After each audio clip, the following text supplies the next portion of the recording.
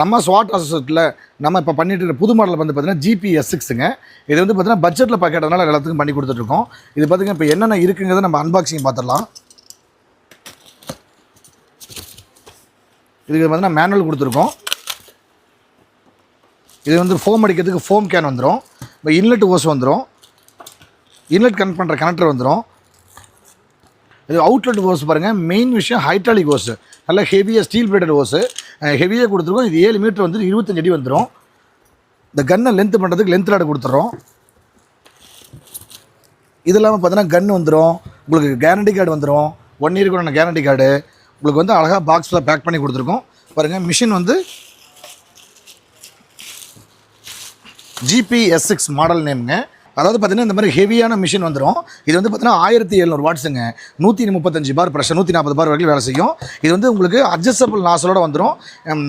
With connector வந்து பார்த்தீங்கன்னா உங்களுக்கு பிராஸில் வந்துடும். இது என்னென்னா வீட்டில் டூலர் கார் மட்டும் இல்லாமல் வீடு, மொட்டை மாடி, பாத்ரூமு இந்த மாதிரி எல்லாமே மல்டி பர்பஸாக யூஸ் பண்ணிக்கலாம். மிஷினோட லுக்கு பாருங்கள், நல்லா ஸ்டைலிஷ் அழகாக இருக்கும்.